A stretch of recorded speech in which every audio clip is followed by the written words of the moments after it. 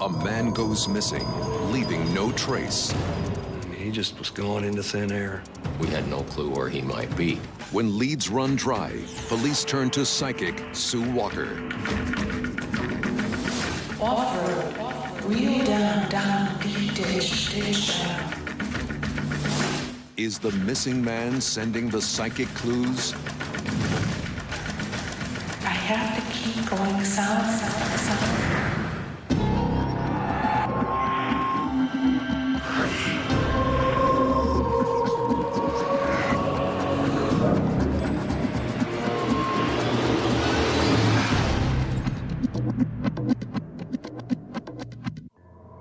On a crisp fall evening outside Des Moines, Iowa, the Madison County Sheriff's Department gets an urgent call. 911. My husband's missing. His name's Jimmy Vole.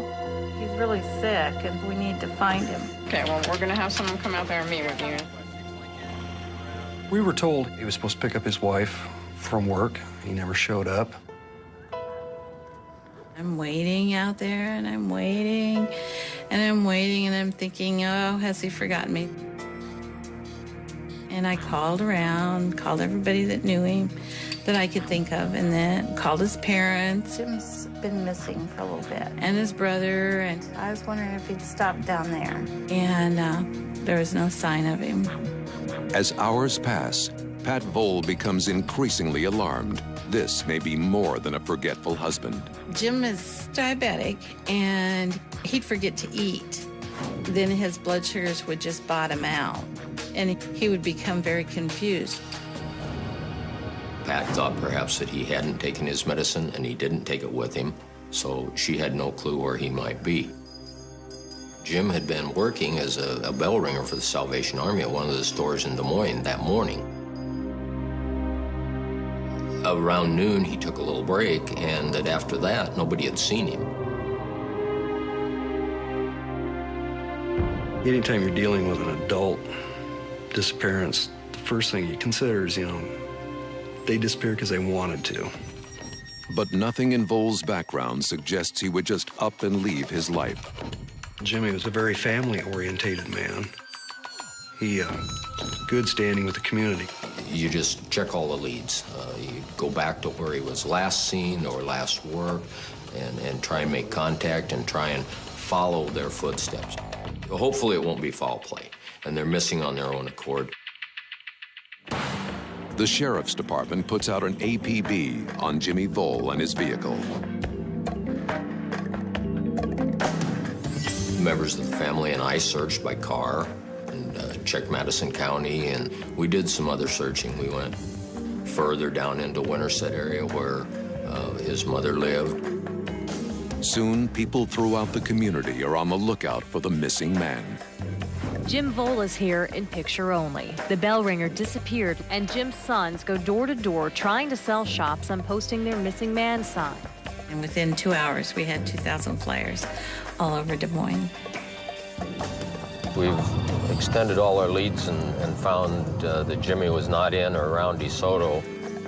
I've come down 169, searched both sides from DeSoto, and haven't found a thing. If Vole became disoriented while driving, he could be anywhere by now. Investigators expand their search to the surrounding farmland and woods. Deputy Bartleson and I have been looking the maps over, and we went to several remote places. It was very rough terrain. Plus, this time of year can be quite muddy. Some of these places are way back. They're not hard to get to. There's a road that leads you there, but they're hard to get into. Some areas we spent on horseback searching. One of the Madison County officers started up a search party. We searched some rural areas of Madison County, the hard-to-get-to areas. When you have somebody that already has health issues, they're exposed to weather that's can be rough, cold, snow, sleet, whatever, decreases their chances of survival immensely. Days pass, and there is still no sign of Jim Vole anywhere. His frantic wife decides to take matters into her own hands. A friend at work had been to psychics before, and she knew about Sue. and she had a very good reputation. Any clue would help. I needed an answer of some kind. My name is Sue Walker, and I'm a professional clairvoyant and medical intuitive. I worked with local investigators and with the FBI. I've done a little bit of work for the CIA. Sue agrees to help in the search for Jim Vole and asks for some pictures of him. As soon as I got it in the mail, I started working on it, and I immediately got images. And so I kind of tapped into him to see what was going on and immediately recognized the emotional frustration, confusion, fear. Drive on, drive on. Where to go? Repeat, repeat, repeat and stay. Drive on, find me. And it was almost as if the missing man were teasingly rhyming this verse to me. He's just cold and confused. Given Jim's medical condition, investigators are racing against the clock. Can the psychic help find him before it's too late? A week after 49-year-old Jim Vole was last seen outside a grocery store, his disappearance has everyone baffled. He just vanished. I mean, he just was gone into thin air. Desperate to find her husband, Pat Vole asks investigators to meet with Des Moines psychic Sue Walker. Police officers in general like things black and white. Most of the other officers are very skeptical. Pat thought that maybe Sue could help. I know it increased her spirits, hopefully, that Jim would be found soon. That's always a big hesitation when I contact a law enforcement official, because I never know if they've worked with a psychic before or not. We really didn't have any leads at all. Sue was the last ditch effort. Sue asks to visit the location where Jim was last seen. I can take you from there. I just need a starting place.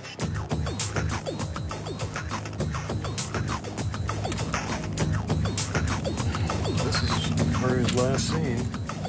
Right away, Sue picks up on Jim's trail. Right here.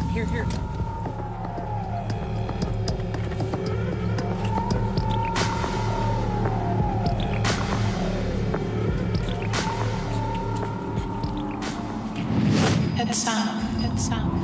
Here. Head south to Fortress. Soldiers. I have to keep going south. Fortress. You'll be showing me pictures of soldiers. The word fort or fortress. Fortress? Limestone buildings. Sounds like Clark's Tower down in Winterset. What's Clark's Tower? Oh, it looks like an old castle type thing, old fort type tower. Like limestone? Yeah. I'd like to go there. Let's go. It's so frustrating when I get the puzzle pieces, but I don't know how to put them together. We gotta figure out why I keep getting all of these images of battalions and soldiers and fortresses. Well, in the middle of Winterset City Park is a place called Clark's Tower. Well, here it is.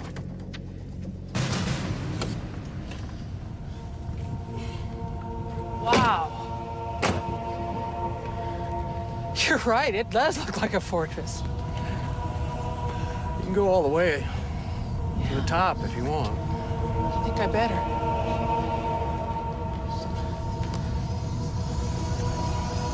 That's a big park. It's rugged.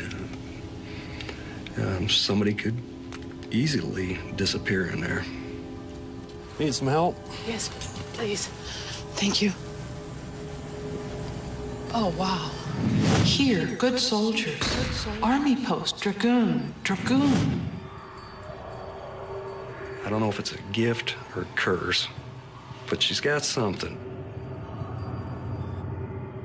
Dragoon. A Revolutionary War sort of era soldiers. Turn right.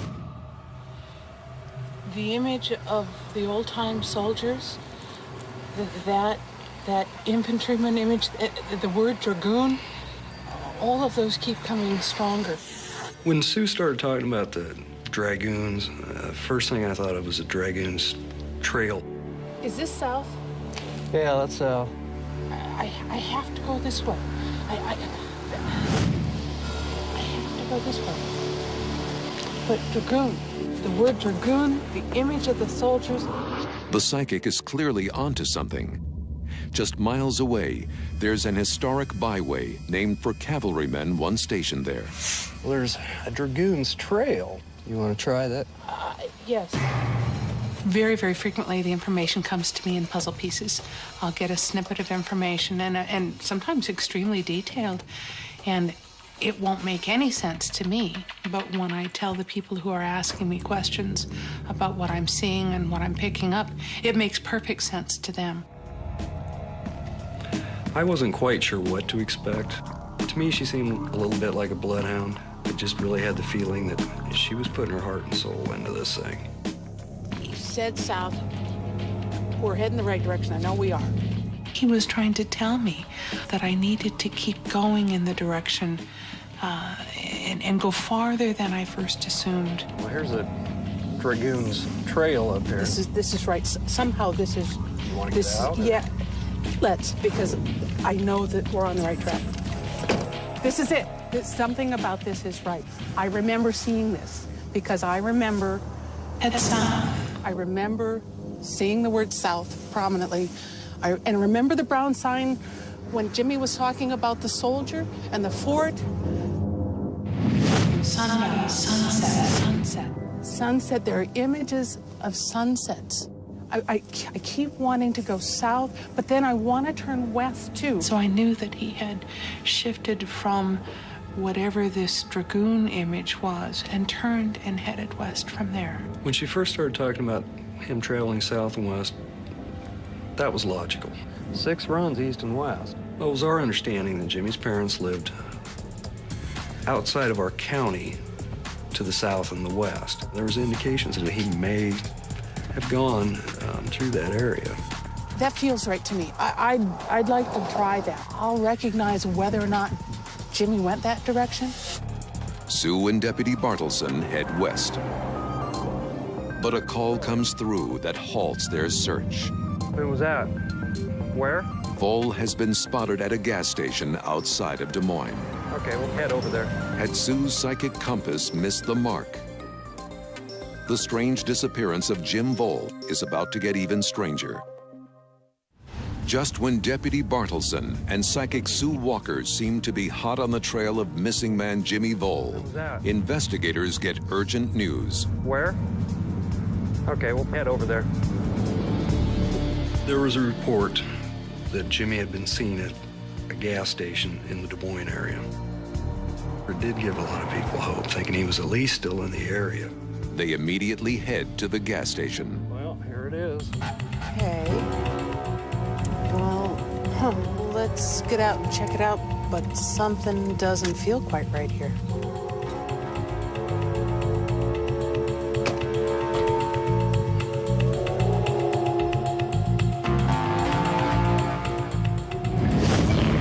He's not here. I don't think he was here. This isn't it. The report turned out to be false. There was nothing to back it up. The gas station attendant had said that he hadn't seen anybody matching that description or that vehicle. Hey, this isn't it. He's not here. This is. He didn't see anything either. So. Well, then it turned it back our direction. I'm kind of feeling like I'm at a dead end. Maybe I'll get a little clarity tonight. With darkness falling, they'll wait until morning to pick up their search. Having somebody with a medical condition like that just put a whole spin of urgency on the situation. And I was really hoping that we could track and find him alive. Sue continues to track Jimmy in her mind. I think he's trying to tell me a little bit about the topography of where he is, that he drove through this rolling hill land. Off-road, real down, deep ditch down. Off-road, pond next to a distant bank. I realized that he's gone off the road And I think that he's crossed, either gone through a ditch or down into a ditch or gone right next to a ditch. There are images of corn stubble, water that's standing water, a bank rising out of the water. Early the next morning, an astonishing break. The Nebraska State Patrol receives a call. Someone has observed a vehicle sitting up in a field. We're going to go see if we can get some identification off the car. I had observed a license plate on the vehicle and ran that through radio communications. 156 Lincoln, 1039, Iowa. The car belongs to Jimmy Vole. There were not any signs that anyone was still in the area. They pass the news onto the Madison County Sheriff's Office. Investigators are stunned, south and west, just as Sue had described. The psychic, Sue, had related that he went south and west, and that's exactly what he had done. It was just longer distance than any of us had even thought he might go. When they described to me where the car was found at, being down an embankment near a pond, I went right back to the notes, and it was there. My understanding of the area was a lot like what Sue had described. Please let us know they found the car. I just kept thinking, did somebody steal the car? And I just kept thinking, now, where could he be? Once again, detectives turn to the psychic for help.